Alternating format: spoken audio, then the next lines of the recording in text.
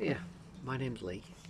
Um, I'm, I suppose, what you call the founder of Partner in Pain, an initiative in Sheffield that's designed and been set up for people that, like myself, suffer with chronic pain, and to raise awareness of chronic pain and the complexity of chronic pain. Because you'll see things written, you'll see other videos, and everybody's pain's different. Um, and I've put my story on paper.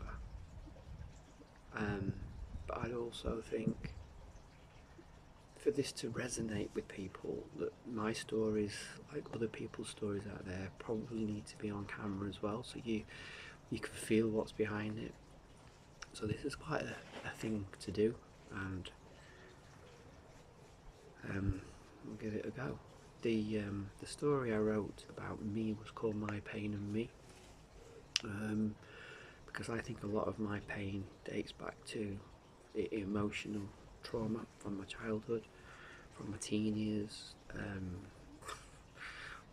from a few aspects of my life. So, setting the scene, March the 23rd, 1984, my dad had been feeling unwell, and he took us out in the car that night, and I remember driving up to the motorway, and we did a little bit of a circular lap, and I remember coming back down towards the town near where we live, and we were following an old blue Chevette. That sticks in my mind. I remember getting home, and I can remember hearing him in the bathroom, the kitchen, being, I remember him being sick in the sink, and I was sat in the lounge watching a movie called The Swarm. I remember that. I was 10 years old. I don't know why I was watching that.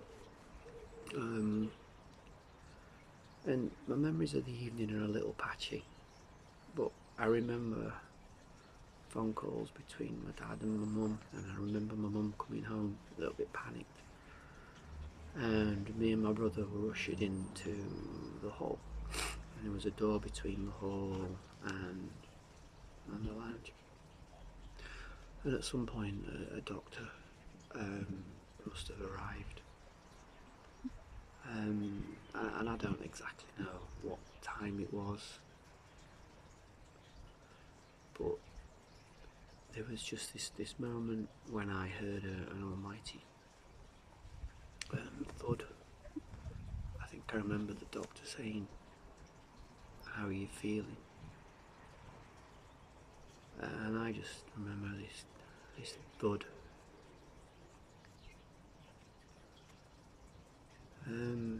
That was it.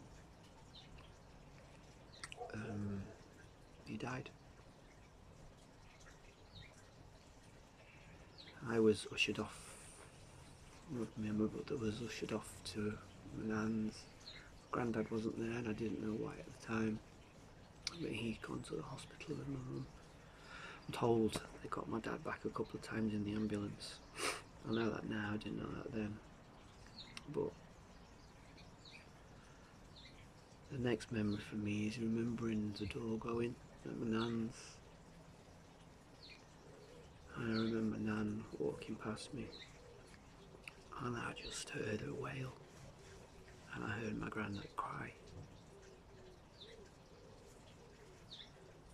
And then my mum came and knelt down in front of me, looked me square in the eyes, and just said, "Lee, your dad's died."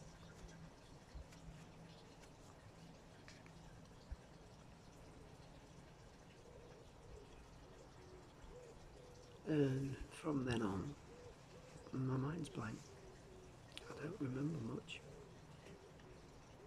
I just remember saying this now just hurts. It's a real sort of hole.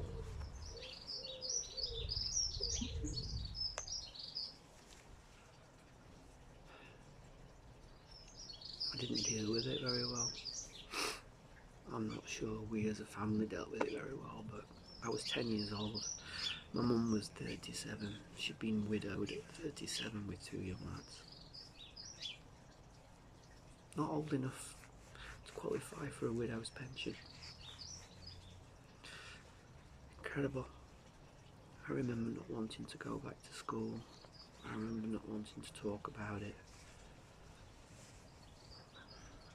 Almost like, I don't know, did I not want to acknowledge it? There are times, even these days, I often think to myself, I wonder if you just, maybe they just split up and they told us a little white lie to make it easier, and that maybe he's off living somewhere and I'll find him one day, but I don't.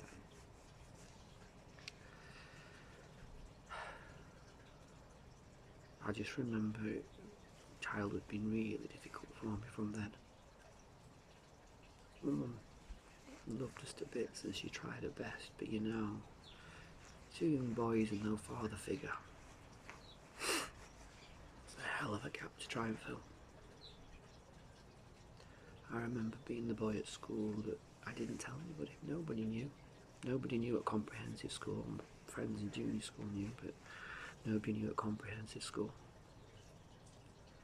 Until the final year, the 5th year, and I was asked in Spanish one day, what does your dad do for a job? And I had to look at the teacher and just have to say to him, I don't have a dad. He didn't know where to look. A lot of my friends were just mortified. They didn't know. I was embarrassed. Why was I embarrassed? What was I embarrassed about? I don't know.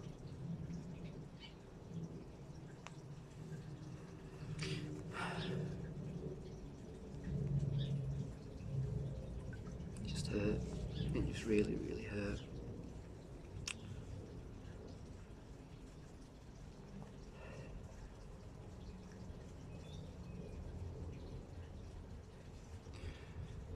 And I kind of wish it had left me alone there, trauma. But it didn't. I'd got the trauma of losing the relationship a lot with my mum as well, because my mum couldn't be that person she was while my dad was around. She was broken. That was really difficult. Later in life I met a girl who's amazing, I'm married, we're still together now, but following the birth of my son, she had a horrendous breakdown. Again, unresolved childhood trauma, and I had to give up work to look after her for 3 years. I was a carer. I brought up the 2 kids. And that took its toll on me. I went to such dark places. I never ever want to go back. Dreadful period. And that's, I went on 10, 15 years. It still goes on now, but we manage it. And then a few years ago at work, this is the hard one. We had a blocked toilet at work, and it had been blocked a few days.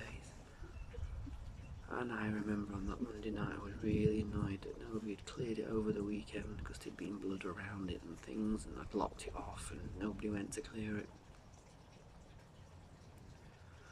So I decided that Monday night that I'd clear it. And I took a young lifeguard with me. Oh, God, I wish I hadn't. And we cleared the toilet. And I was pulling, somebody had packed a toilet roll down the toilet so tightly, and I was scooping it out and putting it in black bags, and there was bits of blood and goo, and it was just awful, until I got right to the bottom and there was something squidgy. And I remember turning to the young lad and I just said, somebody stuffed a chicken down the toilet. What idiot would do that? Why would you stuff a chicken down the toilet? And we laughed and we joked. And as I reached down and I held what I thought was a chicken, I saw a foot. And my hands and a little face. And it was a baby. 27-week baby. He miscarried and left in the toilet.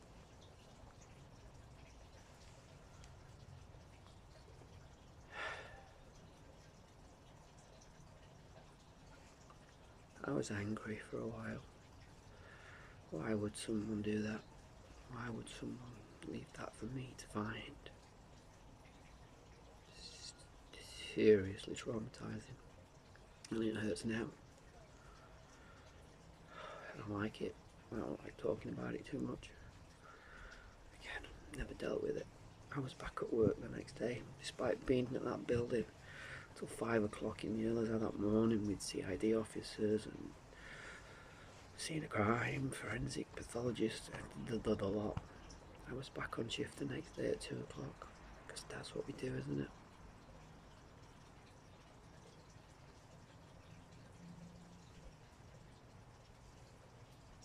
And then 6 months later-ish, 6 to 8 months later,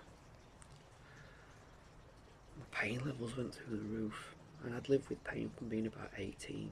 I think my childhood trauma caught up with me about then. Nobody could explain what it was. Nobody could explain this. I'd got one leg shorter than the other. I'd got groin strains. I got this. I got that. Nobody ever looked or even maybe understood trauma. And life's been hard for a long, long time with pain. But a few years ago, that's when it went through the roof.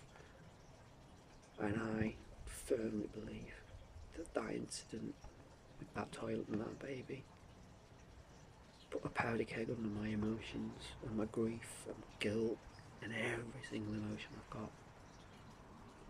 And it blew up in my face. And it's left me living a life of pain. My pain and me. But hopefully I'm on a journey to put that right. I try to start putting that right by raising awareness. And this is the first video in a few where I'm hoping I can take people along with me on that journey and show that the brain can be reprogrammed to undo this. And I want to help people. I don't want people to get to my stage in life and have to deal with what I'm dealing with. Let's nip it in the bud.